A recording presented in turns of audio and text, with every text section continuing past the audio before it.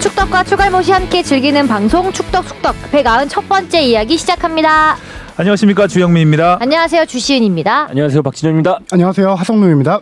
네, 국내외로 참 안타깝고 슬픈 소식들이 이어지고 있어서 좀 네. 차분하게 시작을 했습니다. 주시은 아나운서도 부상으로 네. 고생을 많이 하셨는데 네, 오늘 의욕을 불태워주셨습니다. 부상 투혼? 부상투혼입니다. 네. 상태는 좀 어때요?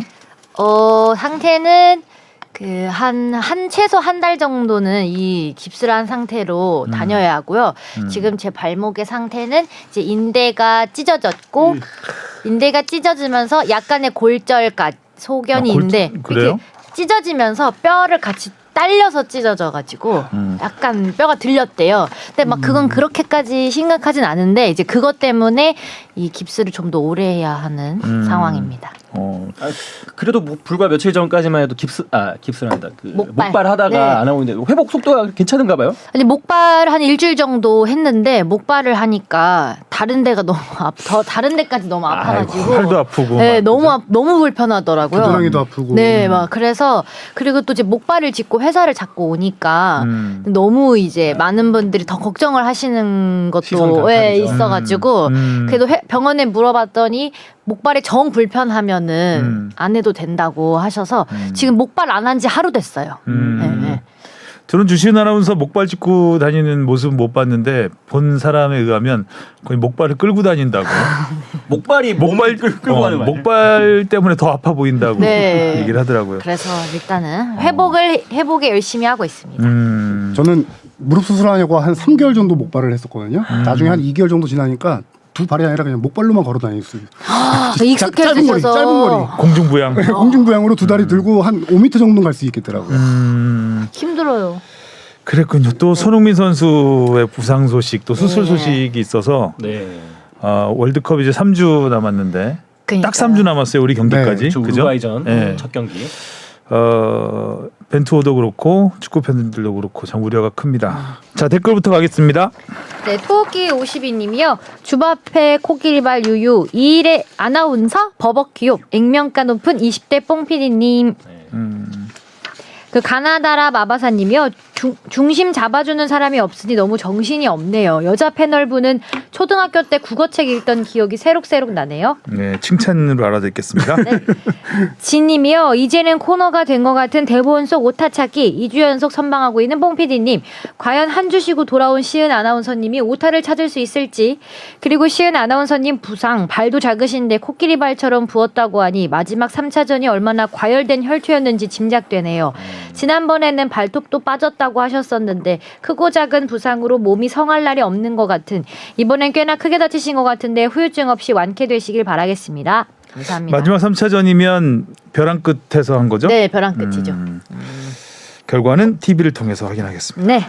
아재 감성님이요. 주바페가 부상이라니 아마도 훈련 중에 발목이 심하게 꺾인 거라면 중요한 순간에 전력 이탈이라 FC 아나콘다의 먹구름이 제 동생이 업무차 독일에 갔다가 기회가 생겨서 경기장에 갔는데 하필 분데스리가에서 독하기로 소문난 살케 공사의 강성 팬들이 도르트문트 트레이닝복을 입고 있었다는 이유로 잡아먹을 듯이 쫓아왔는데요. 다행히 근처에 있던 경찰 및 기마 경찰의 보호를 받으며 꺼내든 대한민국 여권 덕분에 안전하게 살아 돌아올 수 있었다고 했어요. 차붐과 손의 나라에서 왔다는 아직까지도 유효하다고 합니다. 그때 그 경기는 살케 공사의 홈 경기도 아니었어요. 제가 뽕피디 나이였을 때 ACL 파이널 보러 전세기 타고 가고 우승도 하고 뒤풀이도 하고 부럽죠? 부럽네요. 네, 저는 늘 하위 스프릿에 있는 서울만 봐서. 네. 장진성 님이요. FC 서울이 5일먼이면 제주도 5일먼이 아닌가요? 제주 시작부터가 60 코끼리였는데. 맞네요, 오일머니. 근데 그런가요? 제가 오일머니 얘기하지 않았나요? 네네네. 네. 네가 가라 내가 갈까 님이요. 기자님 아니면 그 누구도 팩트를 말하지 않는 환경. 아시안컵 유치 의미가 과연 있을까요? 차라리 안 하는 게 나을 듯. 술과 시계 모두 LG 트윈스입니다. 94년 이후 28년째입니다. 이제 29년째가 되시는 건가요? 그렇죠. 이제. 그렇네요. 네. MXDOUB님이 올해도 여지없이 서울은 기대에 못 미치는 성적을 냈고 또 여느 때와 마찬가지로 감독이 모든 실패 원흉으로 몰려 조리돌림을 당하고 있습니다. 근데 한 가지 의문이 듭니다. 최용수, 박진섭, 안익수 굉장히 다른 스타일의 관리자들이 계속해서 실패해왔다면 감독에게만 책임을 지우는 건 틀린 결론이 아닐까요? 감독 교체가 가장 손쉬운 방법임에는 틀림없습니다. 허나 지금은 확실히 팀이 하향세라는 걸 인정하고 이걸 반전시키기 위해 선수단을 갈아엎는 수준의 조치가 우선시돼야 할 것 같습니다. 뽕 PD가 말하시면 되죠. 저는 감독 탓입니까? 네. 팬으로서 어떻게 생각하시나요? 구단의 운영은 어떻게 생각하십니까? 저는 그래도 올해 이제 몇 년 만에 이제 한 감독님 체제로 쭉 갔거든요. 이거는 그래도 좀 성공적으로 보여도 되지 않을까. 그래서 조금 더 내년 쪽까지도 좀 긍정적으로 가도 된다고 생각을 하는데. 안익수 감독이 유임을 하나요? 교체가 유력한 네, 상황이죠. 그렇죠. 지금 아. FA컵이 떨어지면서. 사실 구단에서 할 수 있는 건 감독 교체 카드 어떻게 보면 가장 쉬운 걸 수도 있죠. 구단 사실 이제 선수단을 좀 더 알차게 꾸미는데 좀 더 집중을 하는 게 맞다. 라는 의견에 저도 동감을 합니다. 개인적으로 올해 서울은 좀 부상이 좀 아쉽다고 생각합니다. 이제 뭐 이한범 선수 다친 것도 그렇고, 전 특히 또 시즌 초반에 한승규 선수나 고요한 선수가 다치면서 이 중원에서 좀 부딪혀 줄 수 있는 스타일, 이 파이터형 선수가 좀 많이 없어진 게 그런 부분에서 좀 올해 서울이 좀 힘들게 되지 않았나. 사실 그런 부상 생각이 공백도 메울 수 있는 정도의 선수단이면 좋겠죠. 그렇죠. 그럼 제일 좋겠죠. 유군바님이요. 아니 나폴리 경기 안 보셨나요? 빌드업 축구라는 용어도 웃기지만 나폴리가 운영하는 경기 스타일이 빌드업이 아니면 도대체 뭔가요? 수비 쪽부터 아래에서 잘라가면서 올라가는데 이거는 빌드업 아닌가요? 죄송합니다. 너였냐? 저였죠. 지난주였죠. 제가 아무래도 이거에 대해서 아마 댓글 달아주실 것 같다라고 지난주에 얘기했었는데 예, 제가 축구를 잘 몰라가지고요. 추갈못 네. 하성룡 기자였습니다.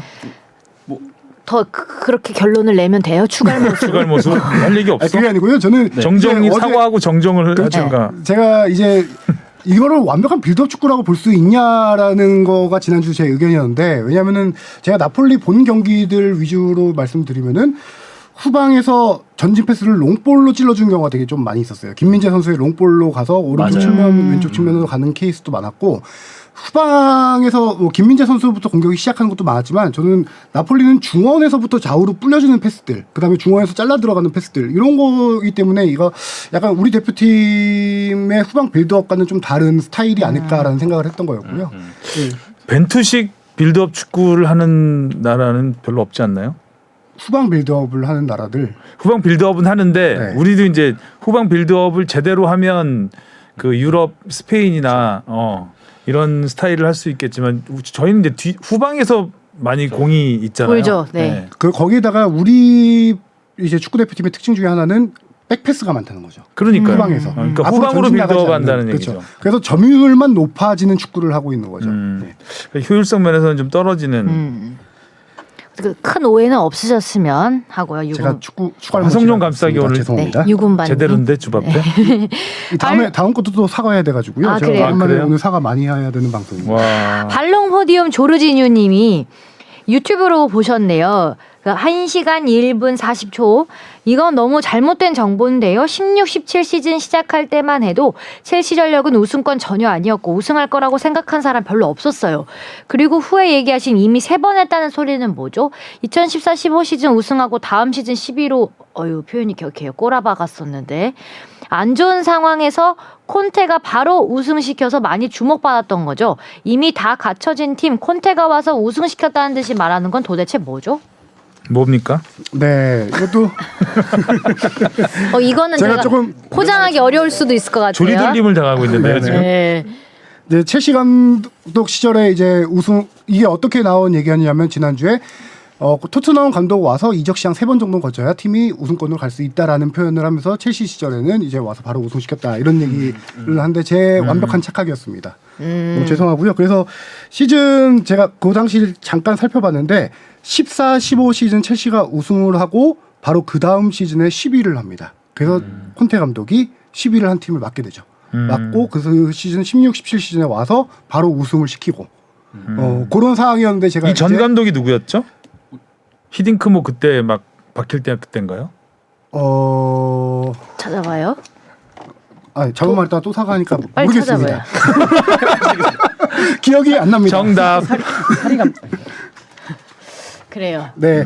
그래서 다 기억할 수는 없어요. 이게. 그래서 그렇죠. 네. 이 중간에 우승하고 10위하고 우승했던 거를 제가 12위 기억을 그때 까먹고 바로 우승 이렇게 갔던 걸로 이제 제 기억을 첼시 해서 팬들이 많이 있습니다. 궁금하면 그 첼지안 해설위원한테 해설위원. 물어보세요. 그 다음 시즌 우승하고 또 5위 했었습니다. 자, 질문 가보겠습니다. 네. 무엇이든 물어보세요. 오드리치님이 보내주셨습니다. 프로야구를 비롯한 한국의 프로스포츠는 상위권 팀을 추려서 가을 잔치를 하는데 축구는 특성상 가을의 꼬리 혹은 쩌리들의 처절한 단기 가을 잔치가 참 재밌습니다. 근데 올해 바뀐 승강제는 사실 해도 너무한 제도 같기도 합니다. 1부 리그 10위가 강등되고 2부 리그 5위가 승격될 수 있는 제도. 대한민국의 사다리 걷어차기와 승자 독식 문화에 K리그가 경종을 울리는 메시지인가요? 질문은 보통 제도가 생길 때 벤치마킹하는 상위 리그가 있기 마련인데 그 모태가 되는 다른 리그의 참고 사례가 있나요?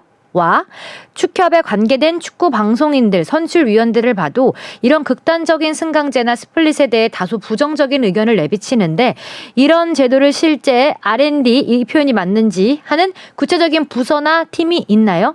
전반적으로 주제에 대해 부정적이지만 K리그 팬으로서 스플릿과 극단적 승강제는 마약같이 재밌긴 하네요.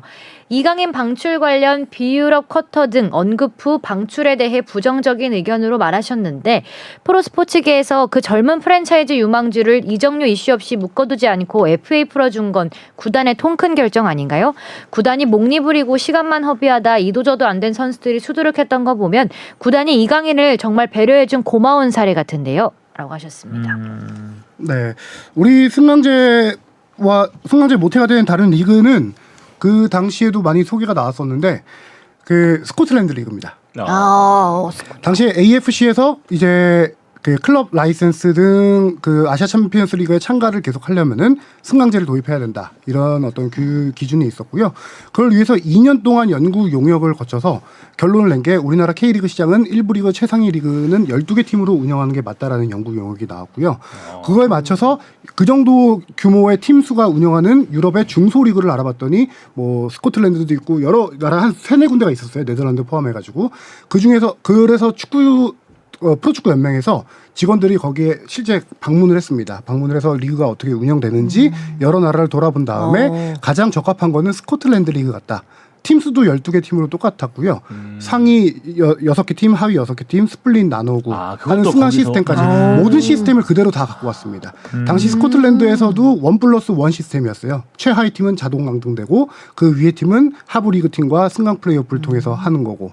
근데 최근에 이제 승강 플레이오프가 우리는 그 이제 승강 시스템이 1+2로 바뀌었잖아요. 그렇죠. 예, 자동 강등 한 팀, 두 팀이 그렇게 됐는데 요거 같은 경우는 이제 스코틀랜드에서 좀 더 우리가 하나 바꾼 거죠.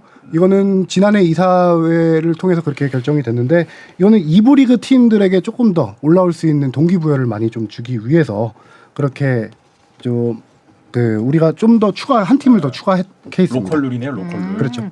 그런 걸 이제 연구 용역하는 그 과정을 거치셨다고 했는데 그럼 그걸 담당했던 부서가 실제로 있었나 봐요. 그럼요. 그 구단 프로축구 연맹의 구단 지원팀이 있고요. 이런 거 당시에는 제 기억으로는 태스크포스를 운영했었을 거예요. 근데 기본적으로도 지금 이런 시스템을 구축하고 이걸 구단들과 논의하고 하는 건 구단 지원팀이라고 또 따로 있고요.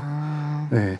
제가 아까 설명드리다 잠깐 말았는데 1+2로 플러스 우리가 한 개 팀을 더 한 건 이유는 내년 시즌 2023년 시즌에 K리그 2 팀이 13개 팀으로 늘어납니다. 11개 팀에서. 네. 13개 팀으로 천안과 청주가 들어와서 13개 팀이 되거든요.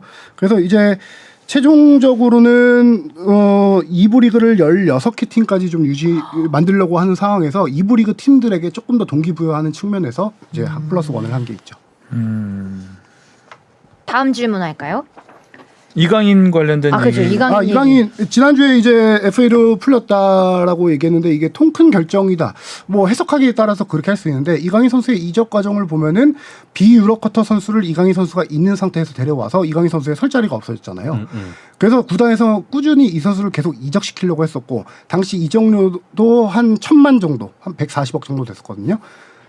그 정도 책정을 해서 여러 팀들하고 했지만 그 당시 그 이적료를 지불할 팀들이 많지 않았을 거예요. 그리고 일부 팀들에서 이적제가 왔을 때 그 팀들은 이강인 선수가 거절한 것도 있었고요. 그러다 보니까 이 선수를 새로운 선수를 등록을 해야 되는데 이강인 선수가 있다 보니까 팀에서 저는 제 개인적인 판단으로는 어쩔 수 없이 이 선수의 방출 결정을 내렸던 걸로 알고 있거든요. 그런데 이 선수 대승적인 판단이라고 제가 해석할 수 있는 것 중에 하나는 제가 알기로는 셀온 조항이 없어요.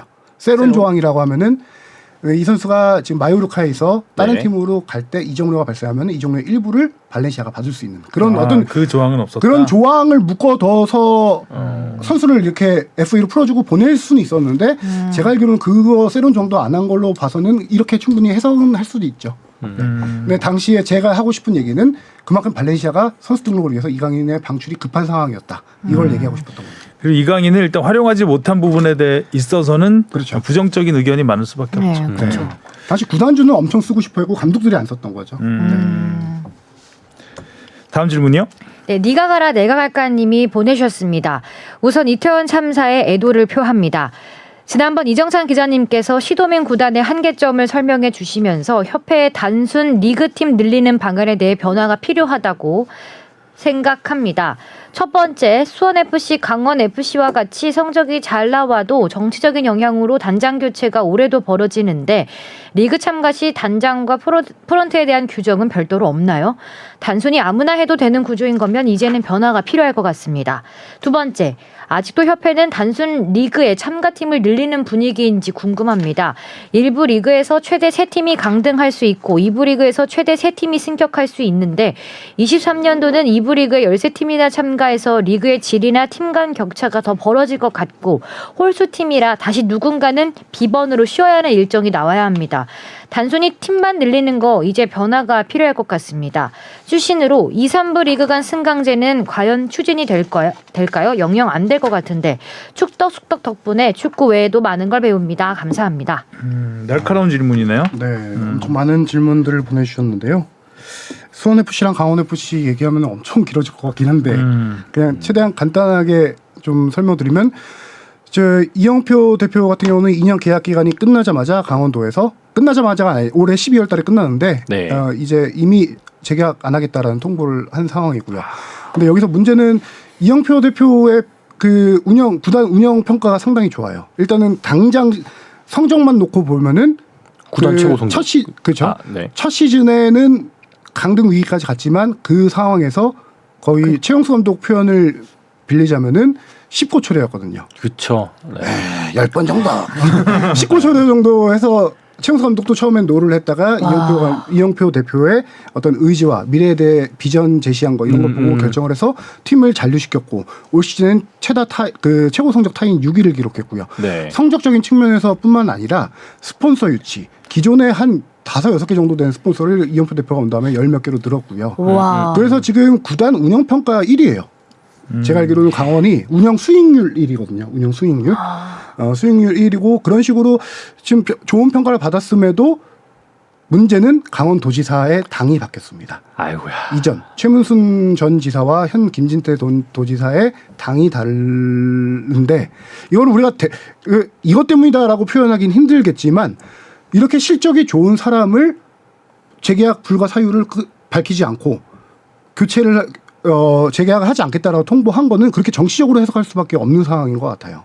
혹시 또 뭐 이유를 물어보면 답변이 나오지 않나요? 그래서 왜 강원도 이 실무 책임자에게 물어봤더니 실적은 인정합니다. 하지만 구단이 좀 어떻게 새로운 분위기에서 새 출발을 좀 하고 싶었습니다. 라는 답변을 했는데 다시 바닥으로 도저히 가고 이해가 안 싶다는 가는 얘기인가요? 거죠. 새로운 그러네요. 분위기에서 상위 스플릿은 어색해. 우리는 하위로 가야 돼. 새로운 분위기로 이건가요? DTD도 아니고. 근데 지금 김진태 지사 된 이후에 네. 행보를 보면 전임 도지사 행정에 대해서 다 지우려고 하고 있잖아요. 네, 흔적을 다 대놓고. 지우려고 하죠. 그렇죠. 레고랜드도 다 그렇게 해서 일어난 거 아니에요. 지금 레고랜드 사태가 어느 정도 약간 좀 이슈화가 되다가 살짝 묻히는 분위기이긴 한데 네. 이게 앞으로 계속 꽤 오랫동안 네. 금융권에서는 큰 파장을 일으킬 것 같다는 전문가들이 이렇게 예상을 하고 있거든요. 그 사건도 대표적인 거죠. 그것도 이제 전 지사가 한 정책이었기 때문에. 근데 이게 스포츠까지 이런 식으로 와버렸다는 것에 대해서 분노를 금할 수가 없고요, 저는. 네. 그렇죠. 늘 이렇게 엮이네요. 시도민 구단이 항상 이런 경우가 많았어요. 저희 지자체 선거, 지방선거가 이뤄진 이후에 당이 바뀐 지자체장이면 꼭 다음에 대표라든가 단장이라든가 고위층이 좀 바뀌는 그런 인사가 상당히 많았었고요. 그러니까 뭐 선거운동 좀 도와줬다고 그렇죠. 사장 안 치고 도지사가 임명하는 자리니까 네. 그 지자체장이 임명하는 자리니까 성남 FC 같은 경우도 뭐 구단의 그 생존이 왔다 갔다 했었고 네. 수원 FC도 마찬가지인데 과거에도 경남, 뭐 인천 대표적인 사례들이 많이 있어요. 근데 제도적으로 어쩔 수 없는 게 아닌가 싶어요. 그렇죠. 안타깝지만 네. 네. 이거를 기업 구단으로 탈바꿈하기 또 쉽지가 않고 네. 아까 말씀하신 팬들이 나서야 되는 상황이 아닌가. 전화하세요. 네. 전화. 열심히 그래서 좀 나서고는 있죠. 강원 네. 공식 서포터스 나르샤가 이제 공식 성명을 발표했습니다. 재계약 불가에 대한 성명을 발표해서 거기서 가장 인상적이었던 것 중에 하나는 여러 대표이사가 거쳐가면서 좋은 대표이사도 있었고 뭐 안 좋게 헤어진 대표이사도 있었지만 이를 가장 훌륭하게 성공적으로 일을 수행했다라는 대표이사는 이영표 대표이사 한 명뿐이다. 나르샤가 그렇게 공식적으로 밝히면서 그 재계약에 대한 재논의가 이루어지거나 그러지 않으면은 우리가 단체 행동도 불사하겠다 이렇게 강경하게 입장을 냈는데 현재 상황으로서는 이게 엎어질 가능성은 좀 없어 보입니다. 보이죠. 그렇죠. 네. 네. 그분이 어떤 보이고요. 분인데요. 네. 그리고 촛불도 불면 꺼진다고 하신 분인데. 지금 말씀하신 아까 낙하산 인사 선거운동 관련해서 선거운동을 도와주신 분들을 낙하산 인사하려는 케이스가 이제 수원FC 케이스입니다. 네. 수원FC의 김호곤 단장 같은 경우는 4년 동안 지금 성적 2부 리그에 있던 팀을 1부 리그로 옮겼고 지난 시즌엔 또 스플릿 상위 스플릿 A 이번 시즌엔 하위 스플릿의 왕이 됐죠. 네. 예. 그렇게 했고 또 이승우, 지소연 선수를 영입하면서 K리그 남녀 축구의 화제를 챙겼죠. 흥행몰이에도 앞장선. 역시 운영 능력 평가에서는 좋은 평가를 받았지만 여름 선거 이후에 소문이 많이 돌았어요. 이영표 대표도 그렇고 김호곤 단장도 그렇고요. 그래서 걸게도 많이 걸렸었죠. 예. 그렇죠. 현수원 시장의 선거를 도왔던 캠프에 있던 축구인들 이름까지 이미 다 뭐 나와서 알고 있는 상황인데 제가 듣기로는 어느 정도였냐면은 단장, 사무국장, 감독까지 그 새로운 시장이 다 이미 생각을 해두고 선수까지 그렇지 바꾸죠, 뭐. 선수 뽑을 때는 이 선거운동으로. 사람 좌냐 우냐 따지고 뽑는 건가요? 좌우자. 너 왼쪽이 오른쪽이야? 왼쪽이 오른. 축구를 제대로 왼쪽 날개 오른쪽 날개 쓰면 되고 중도는 그 미드필더 쓰면 되나? 정치 성향부터 파악하고 와. 세상에 이런 코미디가 없는 거죠. 진짜요. 말이 안 되는데요. 그래서 김호건 단장도 이런 소문을 접하고 김동균 감독 지금 팀을 워낙 잘 이끌고 있잖아요. 그래서 그쵸. 김동균 감독의 재계약을 우선적으로 추진을 해서 감독 자리는 일단 지켰고 사무국장 자리는 아직 계약기간 남아있어서 괜찮은데 단장 자리는 지금 바뀔 상황이 거의 유력합니다. 이렇게 만약에 위가 다 바뀌어버리면 김동균 감독이 이제 계속 유임을 한다고 해도 좀 계속 흔들리겠죠. 흔들리죠. 운영하는데도 쉽지 않으실 것 같아요. 팀 운영에도. 그러니까요. 시즌 초반에 성적이 안 나올 경우 지금 분명히 감독 자리에 새로 생각하시는 분이 있다라고 했잖아요. 그분을 앉히기 위해서도 흔들기가 시작되죠. 바로. 안타까운 현실입니다. 이게 제도적으로는 어떻게 참 막을 방법이 없는 약순환인데 네. 답답하네요. 팬들이 전화하셔야 될 것 같습니다. 답답합니다. 초보 구단주들이잖아요. 이분들이 초보 구단주들이 팀의 선택에 팀이 이제 운명이 달린 거죠. 자, 그리고 두 번째 질문은 살짝 비슷한 아까 화성룡 기자가 얘기했던 네, 부분이 있는데 진짜 13팀이면 일정도 한 팀 쉬어야 되고 이러네요. 예, 그게 그렇습니다. 공정한가요? 그러니까 공정하지 않은 느낌. 그러니까 한 라운드에 한 팀이 쉴 수밖에 없잖아요. 그래서 36경기를 치르게 되는데 라운드 수는 그래서 39라운드 뭐 이렇게 좀 많이 올라가게 됩니다. 그럼 또 선수들은 그만큼 경기를 많이 해야 되긴 하네요. 그렇죠. 2, 3부 리그 승강제는 너무나 요원하죠. 네, 지금 3, 4부는 승강제가 진행이 되고 있습니다. 3부 리그한테는 동기부여 안 하나요? 그런 게 이제 뭐냐면은 그 설명하려고 보면 아까 위에 걸 해야 되는데 2부 리그의 팀을 16개 팀까지 늘리려는 이유 중에 하나가 2부 리그의 역할을 K리그 프로축구 연맹은 약간 어떤 3부 리그 팀들의 프로화를 유치할 수 있는 그 어떤 장으로 보고 있는 거예요. 3부 리그 팀들이 다 세미프로 팀들이잖아요. 네. 그 팀들 중에서 현재 천안이나 청주같이 어떤 프로 요건을 갖춘 팀들은 2부 리그에 진입 장벽 없이 바로 올려줍니다. 프로 조건만 갖추면요. 그런 식으로 3부 팀들을 많이 끌어들이기 위해서 2부 팀을 지금 16개 팀까지 많이 3부 리그 팀을 끌어올려서 16개 팀을 만들겠다. 그런 거기 때문에 1부 리그는 경기 퀄리티 컨트롤을 좀 할 수 있지만 2부 리그는 현재로서는 퀄리티 컨트롤보다는 양적 팽창이 좀 우선이다라는 판단이에요. 그래서 3, 4부 승강되고 있지만 2, 3부는 지금 요원한 게 아까 말씀하신 게 2026년 대한축구협회가 2026년에 이걸 시행하도록 목표를 잡고 있는데 3부 리그 팀이 전체 3부 리그 팀들이 프로화가 돼야 이게 승강제가 돼요. 그러겠죠. 그쵸, 그래야 또 이게 자기 맞죠. 조사가 네, 자기 프로 조건을 다 갖춰야 되니까. 되고 가장 큰 차이 중에 하나가 프로는 무조건 선수단 연봉제를 해야 되는데 3부는 현재 선수들에 따라 달라요. 연봉제인 선수가 있고 수당제인 선수가 있어요. 세미프로기 때문에. 그런 걸 다 통일해야 되는 문제가 있어서 조금 힘들지 않을까라는 생각이 듭니다. 알겠습니다. 서론이 굉장히 길었습니다. 네네. 오늘 질문도 많고 해가지고 일단 이슈로 바로 들어가겠습니다. 네. 자, 손흥민 선수가 이제 수술을 받게 됐습니다. 네, 오늘 새벽에 소식이 들려왔죠. 세게 부딪혔어요. 네. 이제 안아골절이 축구 선수들이 종종 당하는 부상인데, 네. 좀 뭐 생각나는 장면도 꽤 있고요. 뭐 마스크 쓰고 출전하는. 그러니까 손흥민 선수가 이제 그래서 교체된 다음에 경기 끝나고 선수들하고 라커룸에서 이렇게 사진 웃고서 찍게 단체 사진 올라와서. 찍는 모습 이런 모습을 봤을 때 그렇게 큰 부상은 아닐 수 있겠다라고 생각했는데 결과적으로 수술을 필요로 하는 상태가 된 거죠. 안아골절 수술하면은 진단이 6주 정도 나온다고요. 네. 기본적으로 6주라고 하는 걸 제가 이제 다른 전문의들 인터뷰를 좀 여러 가지 살펴보니까 네. 뼈가 붙는데 4주래요. 뼈가 붙는데 4주고 그게 단단해지는 과정을 1, 2주에서 6주 정도라고 하는 것 같더라고요. 그래서 지금 손흥민 선수의 정확한 부위는 안 나왔잖아요. 네. 토트넘 같은 경우도 부위는 알죠 우리가. 어라운드라고 했는데 예, 왼쪽 광대뼈 위쪽 예. 그쪽이잖아요.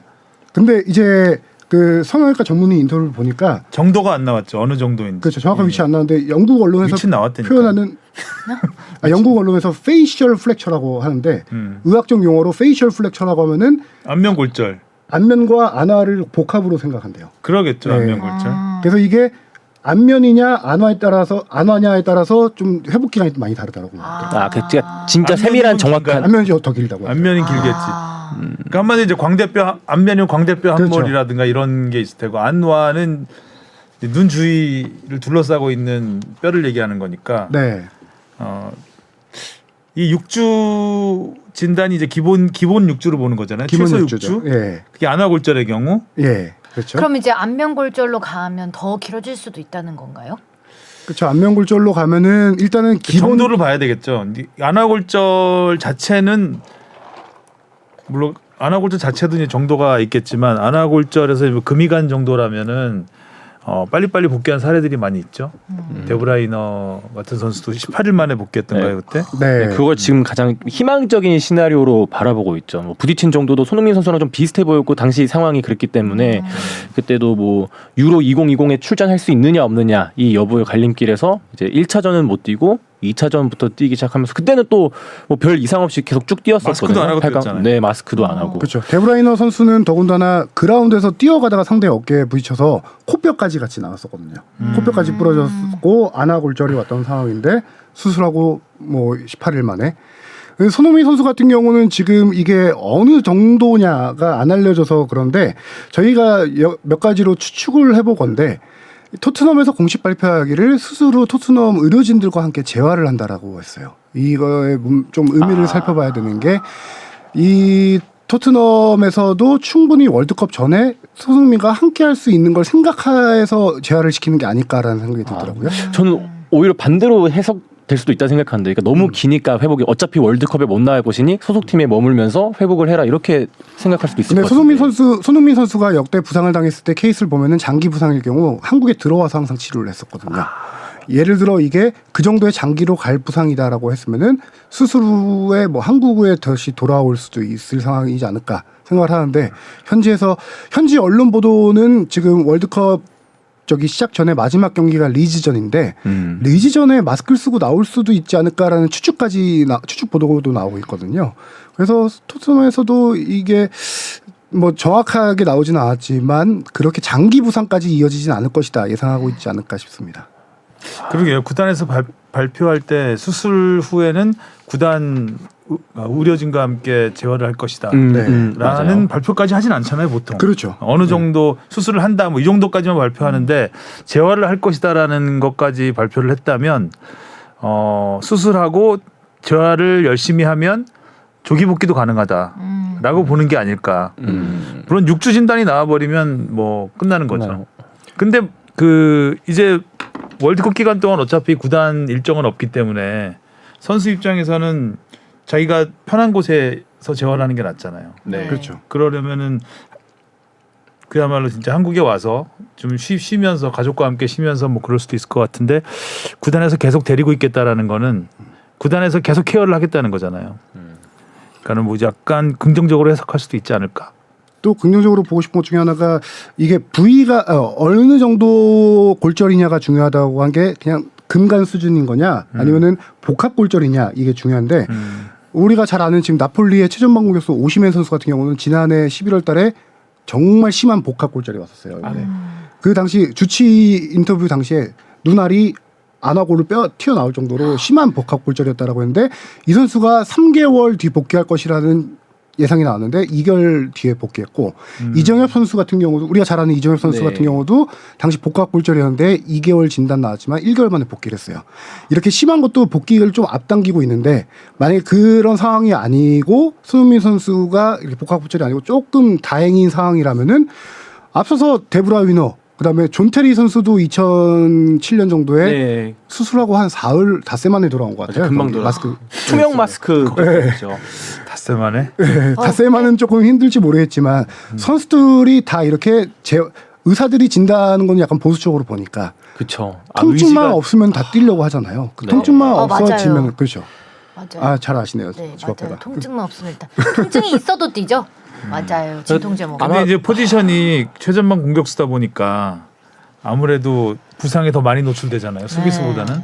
근데 어떻게 보면은 그래도 수비수보다는 헤딩을 할 경우가 좀 더 적고 손흥민 선수 스타일상 뭔가 그런 거에 제약을 덜 받기 때문에 또 본인의 무게감과 그 중요한 걸 알잖아요. 근데 그래서 달리다가 항상 걸려 넘어지는 일이니까 최전방 공격수라는 게. 네. 그래서 얼굴 쪽은 자주 부딪힐 수밖에 없는 그렇죠. 상황이죠. 헤딩을 안 하더라도. 네. 그러니까 무리는 안 했으면 좋겠는데 뭔가 손흥민 선수의 없으면 안될것 성격상 같아요. 무리를 할 것 같은 느낌이어서 그게 좀 걱정되죠. 특히 손흥민 선수는 스프린트를 많이 하는 스타일이기 때문에 스프린트를 못 따라가는 선수들이 뒤돌다가 손으로 얼굴 치는 케이스가 이렇게 많아요 그동안.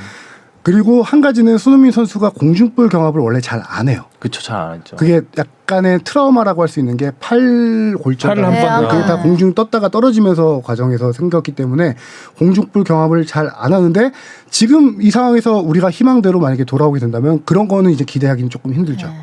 당장은. 아니 하지 않았으면 좋겠어요. 당연히 뭐 근데 사실 뭐 손흥민 선수의 존재만으로도 힘이 되는 선수니까 이게 뭐 벤치에서 지켜보는 것만 벤치에 있는 것만으로도 진짜 큰 에너지가 되잖아요.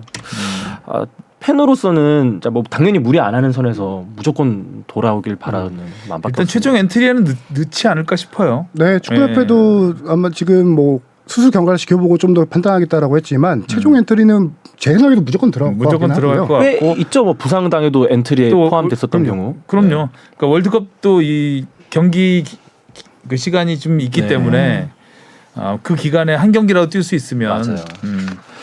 뛰어야 되니까. 그렇게 생각하니까 진짜 그것도 다행이라 생각 들더라고요. 저희가 H조잖아요. 맨 마지막 조. 그래서 경기 맞아요. 수가 네. 그러니까 뭐 이때까지 뭐 기사가 뭐 개막 몇 조 앞으로 다가왔다 이랬는데 사실 뭐 우리 날짜 첫 경기 우루과이전을 생각해 보면 그래도 며칠의 여유라도 조금 더 4일 있다 하죠. 네, 그래서 그것만으로도 정말 불행 중 다행이다라는 생각이 들더라고요. 그래서 최종 명단에 넣어놓고 이번 대회 보면은 최종 명단이 14일까지 제출입니다. 11월 14일까지.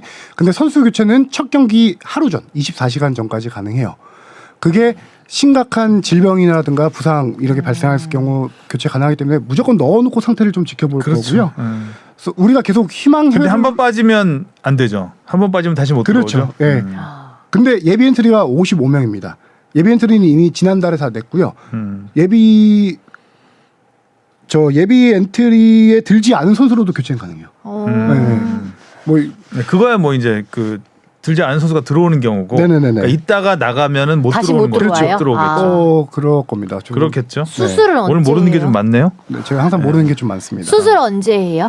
이번 주 안에 이제 한다라고 했는데 최대한 빠르게 하겠죠. 뭐, 이게- 막 붓기가 빠져야 수술이 뭐 가능하다고. 뭐 그런 그러겠죠. 조치를 네. 취한 다음에 할 테니까. 데브라이너도 당시에 경기장 나올 때 이미 여기 멍이 들어서 나왔거든요. 경기장에서 데브라이너 선수도 조금 붓긴 했는데 바로 다음 날 했더라고요. 그래서 손흥민 선수도 붓기만 최대한 빠르면 하루 이틀 안에 바로 하지 않을까 싶고. 근데 이번에 그 은베바 좀 약간 악의적 의도가 들어있지 않나요? 그 정도로 공의 위치보다는 훨씬 더 높이 뜬 것 같다는 생각이 들던데. 공의 위치보다 그 원래 잘 안 맞는 선수라고 막 그러던데 약간. 손흥민하고 네. 약간 의도가 살짝 손흥민한테 좀 충격을 주고 싶다는 의도가 있지 않았을까. 그러니까 그렇게 생각한 것들이 이제 첫 대결할 때 손흥민 선수를 막다가 퇴장당한 선수거든요. 네. 네. 자진납세를 한 것 같은데요. 네. 우리 뽕 PD가 그래도 무거운 얘기할 때 자진납세를 했습니다. 예. 은멤바라고 썼습니다. 네. 은벤바 선수입니다. 자진납세 좀 은벤바 리멤바. 네, 은벤바. 기억하기 싫은 이름이네요. 이제 선수 그 팬들이 약간 조금 의도성이 있지 않나라고 보는 거는 저도 그 장면을 여러 번 돌려봤는데 이렇게 어깨 부딪히고 나서 이 선수가 오른팔을 조금 네, 이거 뿌리치는 하죠. 더 네. 앞으로 나가는 액션이 있어요. 그것 때문에 그런 건데 이 선수 지금 이 선수가 이 손흥민 선수를 다치게 하고 나서 또 케인 선수의 얼굴까지 치거든요. 습관성이네. 손버릇이 안 좋네. 약간 이렇게 의도적으로 그러니까 의도가 있어. 그렇게까지 세게 달려드는데 약간 공의 위치하고 살짝 안 맞는 것 같다는 생각이 들었거든요. 손흥민 선수 보느라고 전체적인 거를 잘 못 보신 분들도 많을 텐데 전체적으로 보면 저렇게 오버해서 이렇게 공을 향해 달려들 좀 높이 떴다는 생각도 살짝 들었고 공중 너무 안 맞았잖아요. 보통은 어깨는 대충 비슷하게 맞는데 얼굴하고 어깨하고 딱 맞은 거잖아요. 네. 그래서 좀 위험해. 원망스럽죠 좀. 네.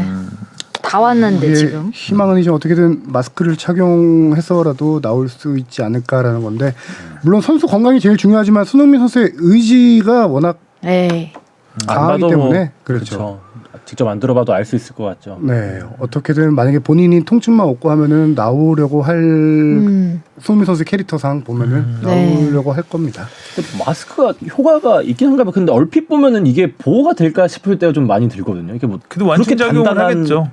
완충작용을 하겠죠 아무래도. 완충작용 플러스 심리적 안정감이 있습니다. 선수. 근데 최전방 공격수가 이거를 끼면 좀 시야가 좀 네. 많이 가리잖아요. 불편하다고 하더라고요. 최전방 공격수는 시야를 굉장히 가까이서 보잖아요. 네. 골대를. 그 수비수 같은 경우에 멀리서 이게 시야를 넓게 볼 수 있는데 공격수 같은 경우는 굉장히 좁은 공간을 봐야 되기 때문에 이게 마스크를 쓰면 경기력에 큰 영향이 있지 않을까. 네. 근데 경기력보다도 어쨌든 빨리 나와야죠. 네. 제대로 안게 되는 게 제일 중요하고. 씁쓸합니다. 아무튼.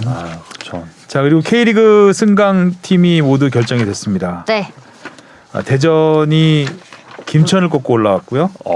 수원이 극적으로 수원도 생존을 했습니다. 아까 그 저희 질문이었나요? 거기서 12팀이 떨어질 수 있는 위기에 위기에서 떨어지고 K리그 2부 리그에서는 5위 팀이 올라올 수 있는 네. 약간 어떻게 이런 지금까지 없었던 네. 사례를 남길 뻔했었는데 수원 삼성이 그래도 자존심은 지켰습니다. 네. 안양 입장에서도 굉장히 아쉬움이 컸을 경기 같고요. 대전도 아주 극적이었죠. 지난해부터 따져보면 사실 지난해 얼마나 아까웠습니까? 대전 입장에서는. 네. 뭐 다 왔다 싶었을 법했죠. 또 뭐 이야기도 많이 남겼고요. 그래서 1차전에서 승리를 거두고 2차전에서는 뭐 대승을 거뒀죠. 대승을 했죠. 진짜 2차전은 그 이진현 선수가 2골을 터뜨렸는데요. 첫 번째 골까지만 하더라도 약간 긴가민가했는데 두 번째 골 프리킥 넣고 나서 거의 선수들도 확신을 하는 느낌으로 예, 맞아요. 거의 마침표를 찍은 느낌이었죠. 그 환상골이. 그래서 대전 같은 경우는 투자의 효과예요. 이건 딱 더 말할 수 없는 투자의 효과인데 대전 시티즌에서 대전 하나 이제 시티즌이 됐잖아요. 네. 기업 구단으로 간지 이제 3년 만에 2020 시즌 앞두고 하나금융그룹이 모기업으로 기업 구단으로 전환을 했거든요. 그렇게 해서 지금 8년 만에 승격을 이뤄냈는데 대전 같은 경우는 지금 올 시즌 연봉은 아직 집계가 안 됐지만 지난 시즌, 지지난 시즌 기업 구단으로 전환된다라 보면은 다 1등이에요. 2부 리그. 그렇죠. 제가 간단하게 정리한 걸 설명드리면은 지난 시즌에는 2부 리그 전체 선수단 연봉 1위, 평균 연봉도 1위고요. 심지어 전체 선수단 연봉은 1부 리그 몇 개 팀보다 많아요. 와. 그 정도로 먼저 승격 이후에는 아시아 챔피언스리그 진출 이걸 위해서 로드맵 받기 위해서 돈을 계속 많이 내고 모기업이 많이 투자를 하고 있거든요. 2020년 같은 경우에는 2부 리그 3위였는데 선수단 평균 연봉은 또 1위였어요. 네, 1, 2부 통합 선수단 평균 연봉은 7위. 1, 2부 통합에서. 그 선수뿐 정도로 아니라 뭐 감독들도 그렇죠. 최고 감독들을 영입했었죠. 그렇죠. 거기다가 또 지금 우리가 많이 아는 선수 마사 선수 영입하고 조효민 선수 국가대표 수비수 조효민 영입하고 이진현 선수 영입하고 뭐 골키퍼로 트레이드를 통해서 이창근 선수 데려오고 여름에 주세종 선수 데려오고 거의 선수급만 보면 일부 리그 팀들보다 몇 개 팀보다 더 나을 정도로 맞아요. 선수단 구성이 좋아요. 그리고 또 뭐 팬들이 기대하는 거는 막 또 이번에 승격하면은 400억 이상 투자하겠다 뭐 그 이런 말이 썰이 막 있던데요. 돌고 있어서 막 더 그렇게 부푼 마음을 갖게 만드는 것 같아요. 네, 그래서 일부 지금 얘기 들어보면은 거의 뭐 울산급까지는 안 되더라도 제주 이상의 예산을 좀 투자해서 일부 리그에서도 좀 이렇게 많이 센세이셔널한 돌풍을 일으키지 않을까라는 기대감이 좀 있습니다. 역시 투자가 신기해요. 중요해. 그러니까 요 근래 들어서 투자를 줄이는 구단이 꽤 많잖아요. 뭐 포항도 그렇고 서울도 그렇고. 근데 대전이 특히 하나은행이 왜 이렇게 또 축구에 진심인지 그런 거 보면 또 신기하더라고요. 물론 뭐 아직은 썰이지만 본격적으로 예산 나오지 않았지만 그렇게 돈 투자할 수도 있겠다라는 생각이 드는 게 하나금융그룹이 축구 대표팀도 지금 네. 네, 투자자도 하고 후원하고 이날도 오래됐죠. 그렇죠. 맨날 하나은행 초청 이게 앞에 예. 따라오는. 그 모기업 회장이 구단주가 1, 2차전을 다 와서 현장에서 관람하고 또 마지막 승격 기쁨 나눌 때도 세레머니도 같이 하고 하면서 또 기분이 많이 좋아졌을 거예요. 왜냐하면은 팬들이 엄청 많이 외쳐줬거든요. 형진이 있으면 좋겠다는 생각이 들게 하더라고요. 그러니까 그러니까 시도민 구단도 이렇게 하면 되지 않나요? 네. 이렇게 그러니까요. 하면 시장님 인기가 얼마나 올라가겠어요. 안양이 좀 경기도 그런 와서 데죠. 좀 보고 선수들 격려도 하고 네. 잘하고 있는 팀 흔들지 말고 좀. 네. 흔드는 것만 잘해. 그 안양이 뭐 그런 사례 정도만 그 구단주님이 그 경기장 되게 많이 찾고 이번에 승격 플레이오프에도 안양요? 네. 네. 안양 시장이 아. 원정 경기에 와서 전반은 VIP석에서 지켜보다가 후반에는 관중석 가서 서포터스랑 같이 노래 부르면서 응원을 했어요. 아. 유니폼 입고 되게 네. 그런 그런 그 시장도 있군요. 네. 자, 아무튼 대전은 정말 하나 시티즌 된 이후에 정말 뭐 금방 올라올 것 같았는데 그래도 좀 시간이 걸렸어요. 네. 네. 그러니까 투자에서 뭐 로드맵으로 따져보면 이미 있어야 되지 않나요, 일부 리그에? 그렇죠. 그전 로드맵 네, 네. 짠 걸로 보면은 그래도 이 정도만 해도 뭐 빨리 왔다고도 생각 들어요. 그래도 뭐 우여곡절을 좀 정도면. 겪었죠. 아무래도 네. 감독도 교체하고 뭐 사실 뭐 이민성 감독님도 그 저희 스포츠버거의 편집자 한 명이 있는데 그 친구가 대전 골수 팬이거든요. 그 인스타에 매번 그 대전 경기를 직관을 가서 글을 하나씩 올려요. 이민성 감독님을 좀 까더라고요. 아, 골수 팬이. 이민성 아웃 이런 걸 좀 올리길래 저희 이제 뭐 2부 리그를 저도 유심히 보진 않으니까 좀 대전이 많이 흔들리나 보다 했는데 결국에 또 올라왔으니까 대전 팬들의 충성도가 대단하거든요. 그럼요. 대단해요. 수원 팬이 서포터였으니까 잘 알겠죠. 그렇죠. 싸웠잖아요. 옛날에. 수원 서포터스와 대전 서포터스가 많이 싸웠어요. 싸웠죠. 장숙 아. 거의 앙숙이었죠 그때. 네, 네. 서포터즈들 사이에서는 강성으로 소문난.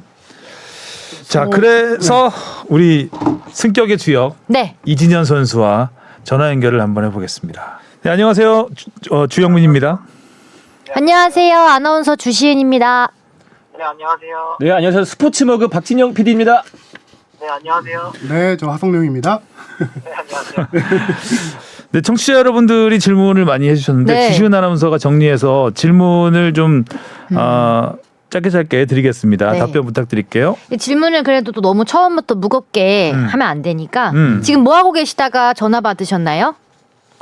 지금 밥 먹고 카페 갔다가 이제 전화 받은 거여가지고 이제 지금 좀 혼자 있어가지고 지금 오늘 스케줄이 있어서 대전에 있다가 지금 서울 올라와가지고 네, 지금 밥 먹고 카페 갔다가 전화 받았습니다. 아, 그럼 지금 서울에 계시는 거군요. 네네네. 이제 휴가를 즐길 때죠. 아, 그러네요. 네, 그랬으면 좋겠는데 제가 또 체육 요원이라 또 봉사활동을 또 열심히 해야 돼가지고. 아. 저 팔렘방 아시안 게임. 네네네. 그럼 어쨌든 지금 승강 플레이오프를 통해서 승격하셨는데 충분히 그 기쁨을 누리셨나요? 사실 근데 그 날만 좀 많이 팀원들이랑 좀 즐기고 했던 것 같고요. 그 다음 날에는 솔직히 말해서 그냥 선수들도 이제 각자 휴가를 떠나야 되니까 각자 알아서 다 떠나더라고요. 그래가지고 지금은 좀 약간 무뎌진 편입니다. 철저한 비즈니스였군요. 그러게요. 휴가가 더 중요해. 그럼 이제 김천과의 승강 플레이오프에서 이길 자신이 있으셨나요?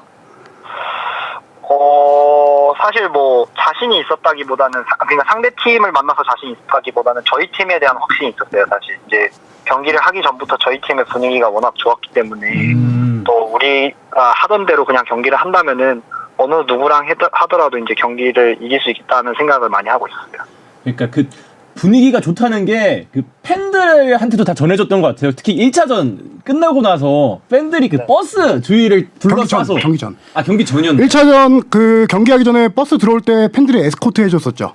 네네네. 그 당시 좀 선수들 버스 안에서의 반응이 좀 어땠었나요? 처음에 이제 그냥 경기장 도착했는데 갑자기 시끄러운 소리가 나서 봤는데 이제 서포터즈 분들이 앞에서 이렇게 응원해 주시면서 서포트 해 주시면서 가 주시더라고요. 그래서 저희 선수들도 뭐야 하면서 약간 어리둥절하면서 살짝 다들 이제 약간 뭔가 전쟁에 들어가기 전 약간 비장한 각오를 다진다고 해야 될까? 약간 그런 느낌이었어요. 네, 그리고 그렇게 해서 1차전 승리하시고 이제 2차전에서 특히 활약이 좋으셨잖아요. 네. 그 진짜. 2차전은 환상 프리킥 골이었죠.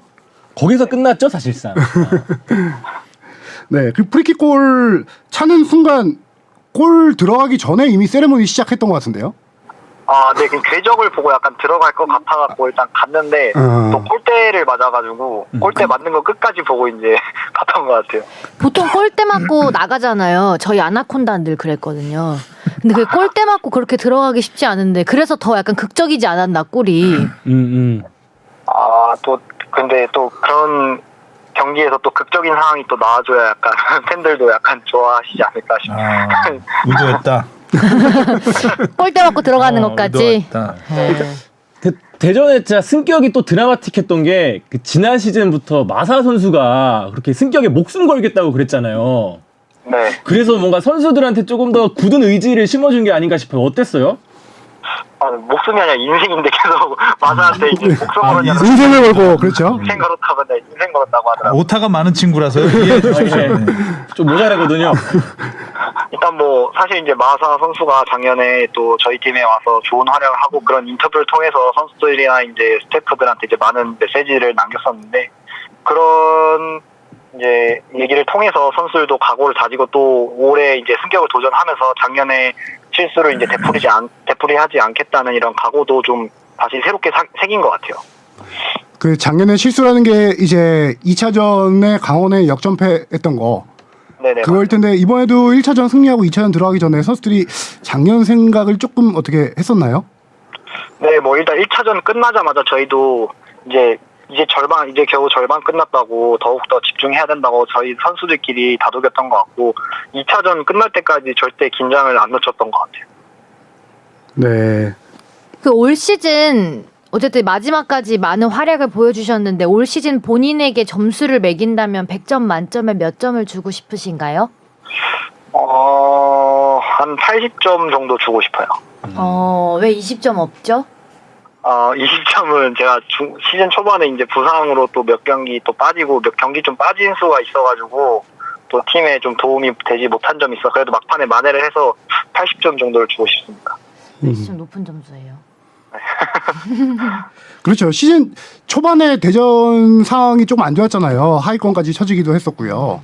네네네. 그러다가 한 4월, 5월 정도부터 쭉 팀이 치고 올라왔는데 조금 뭐 이진현 선수와의 그 부상감도 관계가 좀 있을까요? 어떤 원동력이 있을까요? 뭐 사실 이제 저뿐만 아니라 이제 다른 선수들도 이제 코로나 이제 확진으로 인해서 몇몇 선수들이 계속 경기에 참여를 못하는 상황이었는데 이제 그런 선수들이 이제 속속 돌아오면서 이제 팀 성적도 동시에 이렇게 향상이 된 것 같아요. 그 대전이 홈에서는 한 번도 진 적이 없어요? 그러니까 지금 연승 기록을 새로 세웠죠. 아, 네. 연승 기록을. 23경기 연속 무패 기록이었죠, 대전이요. 네네네네. 네. 오, 그 대전 팬들이 주는 기운이 확실히 다른가 봐요. 그 안방에서.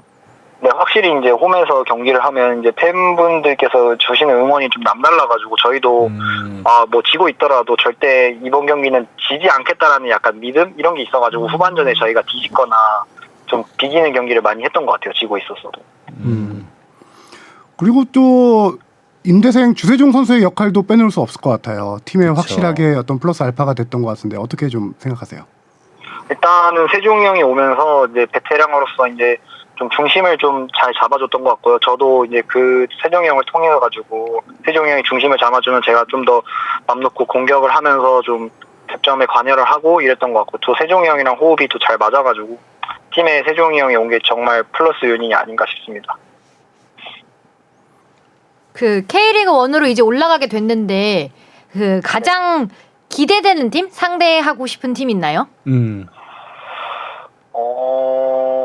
일단은 친정 팀들을 만나는 게 좀 더 기대가 되는 것 같고요. 아무래도 이렇게 또 제 3자의 팀에서 이렇게 만나는 게 또 신기하고 또 재밌을 것 같아가지고 포항이나 아니면 대구를 만났을 때 경기가 재밌을 것 같습니다. 둘 중에 혹시 더 만나보고 싶은 팀 있어요? 진짜 지기 싫다. 뭐 제 개인적인 얘기는 아닌데 이제 팬분들께서 이제 강원 얘기를 많이 하더라고요. 작년에. 작년에 그런 아픔이 그런 게 있었기 때문에 네. 맞네요. 강원이랑 만나서 이제 이어가지고 좀 팬분들의 이제 아쉬움을 좀 달래줄 수 있는 경기를 좀 하고 싶네요. 마사 선수도 좀 개인적으로 벼르고 있지 않을까라는 생각을 강원은 좀 잠깐 몸담았으니까요. 네네네.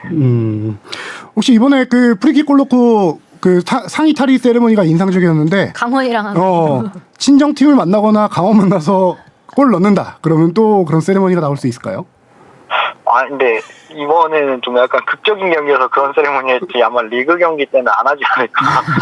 다음 경기 영향이 있을 수 맞아, 있어요. 하격 영향이 있어요. 경고 먹는단 말이에요. 근데 첫 골 넣고는 안 벗었는데 두 번째 골 넣고 벗은 거는 경고 이제 생각 안 하고 그 정도의 기쁨이 컸던 거죠. 그쵸, 약간 네. 포골 넣고 이제 좀 더 승격에 대한 확신이 생겨가지고 그때 좀 기쁨을 주체를 못하고 좀 벗었던 것 같습니다. 그 경고는 내년 시즌에 이어지진 않죠, 징계가. 네, 다시 리셋되는 거예요. 네. 다 확인을 하고 이제 준비된 세레모니. 네. 제인의 제인. 모든 게 다 의도했던 거구나. 프리킥 골도. 그리고 저도 이건 제 개인 질문인데 좀 궁금한 게 그 경기 다 끝나고 이제 플래시 인터뷰할 때 이민성 감독이 인터뷰를 했잖아요. 네. 그때 선수들이 아이스박스를 들고 와서 얼음물을 딱 쏟아 부었는데 아이스박스에 머리를 강하게 부딪히셨어요, 감독님이. 네네. 그 옆에서 지켜보면서 웃고 있던 모습이 포착됐거든요. 네. 예, 당시 감독님이 좀 그 이후에 리액션이 좀 어떠셨는지 궁금해요. 아니, 사실 이제 감독님도 아마 그거를 좀 두려워하셨을 것 같아요. 저희가 선수들이 좀 감독님한테 끝나고 이제 뭐 어떻게 할지 몰라가지고 좀 준비를 하고 있어가지고 뭐 행가를 하든 뭐 얼음물을 뒤집어 쓰든 약간 감독님도 약간 겁내하시고 계셨던 것 같은데. 근데 거기다 머리까지 맞으셨으니 네. 그 이후에 뭐 선수들에게 뭐라고 하거나 그런 건 없었나요? 네, 전혀 그런 거 없고 그냥 승격의 기쁨만 나눴던 것 같습니다. 그리고 나서 팬들이 이제 감독님도 부르고 선수들도 부르고 앞에 앉혀놓고 노래 불러주고 네. 감독님한테는 이대로 바로 대전 월드컵 경기장 가자고 했을 때 감독님이 오케이 하셨거든요. 그 이후에 좀 에피소드가 궁금해요. 어떻게 됐는지. 일단 그렇게 해가지고 월드컵 경기장에 가서 저희가 이제 그 북쪽 어디였더라? 그쪽 올라가가지고 선수들 올라가 있고 이제 팬분들은 밑에서 이제 같이 소통하면서 노래도 부르고 약간 뭔가 축제를 즐기는 듯한 그런 거를 했었는데 또 되게 색달랐던 것 같아요. 선수들이 위에 올라가서 저희가 이제 서포터 분들이 아닌 저희가 이제 대전 응원가도 불렀던 것 같고 또 팬분들이 또 따라서 같이 또 즐겨주시고 하니까 저희도 되게 뜻깊었던 경험이었던 것 같아요. 아, 그게 김천이 아니라 대전까지 가서 그렇게 한 거였어요? 네네. 아, 그 선수들이 위에 올라가 있는 거 저도 봤거든요. 저는 네네. 김천이라고 생각했었는데 그 밤에 또 가가지고 그렇게 한 거구나. 네네. 네. 그리고 약간 광란의 파티 느낌이 좀 있었죠. 그 그렇죠. 사진만 봤을 때 사진만 접했는데 저는. 네. 네. 사실 뭐 8년 정도 기다린 이제 승격이었으니까 팬분들도 엄청 되게 좋아하시는 게 느껴져가지고 8년 됐구나. 네. 네네. 그 8년 동안 그 황선홍 감독이라든가 스타 플레이어 감독들이 많이 거쳐갔는데 이민성 감독님의 장점 뭐 특징이 뭐가 있을까요? 민버지. 예. 그래도 뭔가 선수들에게 좀 딱딱하지 않고 친근하게 다가와주시면서 좀 장난을 쳐주시니까 선수들도 이제 좀 마음을 닫지 않고 열어가지고 선수들과의 관계가 되게 좋은 것 같고 그러면서 선수들이 이제 팀워크라든지 이런 서로 하나 뭉치는 끈끈함 이런 게 좀 커진 것 같아요. 이정 감독님들은 딱딱했다. 아니 그건 아니에요. 네, 이 좋은 분위기 뭐 대전은 원래 K리그 1에 있었던 팀이기 때문에 저 제자리로 돌아온 거잖아요. 정말 긴 기다림을 거쳐서 계속 오랫동안 K리그 1에서 남아 있길 바라겠습니다. 네 감사합니다. 자 오늘 인터뷰 감사하고요. 저희도 열심히 응원할게요.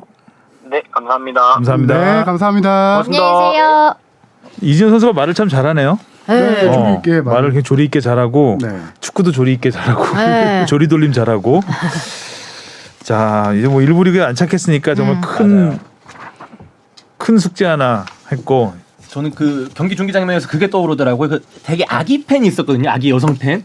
막 울면서 막 애들이 봤는데 아기 여성 팬 하니까 좀 어색해. 여자 아기. 예, 좀 말을 좀 조심하게 하려다 보니까 아무튼 그 친구들이 이렇게 우는 걸 보니까 영원한 대전의 팬이 되겠다. 그래서 일부 리그에서 좀 훨훨 날아올랐으면 좋겠습니다. 네. 그럼 어떻게 대전 팬으로? 아예 저 전혀 네번 서울 대전 한번 붙을 때 잘해주세요 대전 분들. 그럼 자연스럽게 서울 얘기 나와야겠네요. FA컵 그러네요. 얘기를 해야겠네요. FA컵 결승전이 있었는데 네. 역시 서울이 좀 역부족이네요. 네. 서울이 1차전에 참 잘했는데 네. 그 리드를 지키지 못하고 2대0까지는 정말 엄청난 희망에 막 들떠 있어서 잠깐 꿈을 꿨습니다. 우승할 수도 있지 않을까. 네. 역시 전주성에서 그렇죠. 그 1차전 꼬름 두 골을 1차전 두 골을 따라잡은 기운이 2차전까지 이어진 거죠. 맞아요. 이 기세는 거기서 이미 넘어갔다라고 보고요. 제가 볼 때 이 FA컵 2차전 1, 2차전을 한마디로 정리하면은 감비아의 마법과 깨병이 이뤄낸 우승이다. 바로 이게 왜냐면 바로 선수가 1차전에서 골을 넣고 나서 다리 다리가 아프다고. 다쳐서 네. 교체 아웃됐는데 허벅지 앞 근육이 찢어졌어요.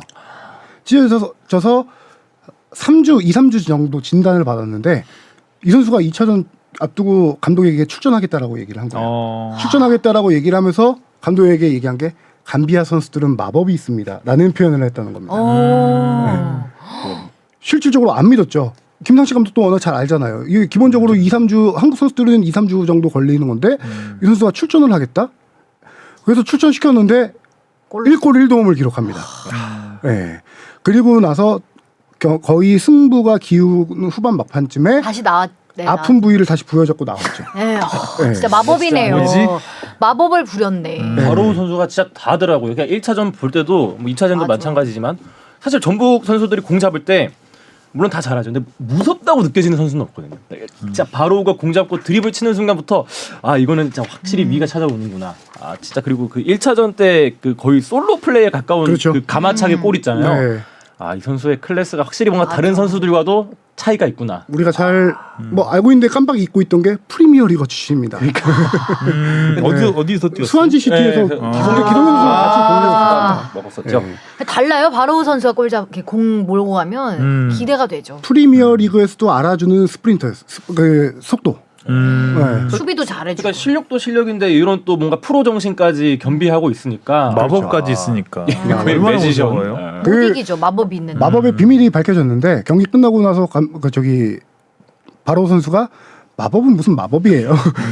감비아 내 친구들이 이날 경기장 온다고 해서 너무 보여주고 싶어서 뛰었다. 그렇게 얘기를 하더라고요. 친구들한테 잘 보여주고 싶어서 뛰었다고 하더라고요. 친구로이드. 그리고 아까 이제 깨병이라고 한 거는 2차전에서 김진수 선수가 뒤에 잡지 않았나요? 허벅지를 부여잡고 쓰러집니다. 네. 맞아요. 그게 얼마 전 리그 경기에서 다쳤던 부위예요. 그래서 그렇게 치료를 해서 돌아온 똑같은 부위를 또 부여잡고 했길래 모든 선수들과 팬들 다 생각했을 거예요. 월드컵. 그 상황에서 다들 아웃이라고 생각한 순간 근데 또 김진수 선수가 뛰었어요. 다시 들어옵니다. 안 뛰길 바랐거든요. 네, 솔직히. 저도요. 여러 가지 이유로. 그래서 팬들도 그 당시 제가 전북 관계자한테 얘기 들어보니까 팬들도 이 선수 그냥 지금 빼라고. 막 그 정도였는데 선수가 본인이 뛰었다고 해요. 끝나고 나서 김상식 감독이 인터뷰 기자회견에서 걔가 원래 깨병을 잘 불려요 이렇게 얘기를 하는데 그 얘기를 들은 김진수 선수도 웃으면서 아이고 들켰네요 이런 식으로 얘기했는데 깨병일 수가 없죠 그게. 모든 걸 참고 뛰었는데 워낙 경험이 많은 선수니까 내가 괜찮겠다 싶어서 뛰었을 거예요. 본인도 월드컵 앞두고 무리하고 싶지 안 않았을 텐데도 되죠. 일단 우승컵이 아른거리기도 하고 이 정도는 괜찮겠다 판단이 섰을 겁니다. 그렇게 된다니까요. 뛰다 보면. 네. 아무튼 몸 조심해야겠습니다. 네. 월드컵 앞두고. 진짜요. 감비아의 마법이 좀 이렇게 널리 퍼져서 네. 네. 빨리빨리 좀 나왔으면 저기 좋겠습니다. 한번 런던 이렇게 얘기도 좀 하고. 손흥민 선수 얼굴도 만져주고 해서. 대한민국의 마법이 있기를. 네. 네. 조규성 선수가 MVP가 됐고 네. 김상식 감독은 그래도 체면은 차렸습니다 마지막에. 그렇죠. 많은 비난을 유종의 미. 예, 그거죠. 유종의 미를 거뒀습니다.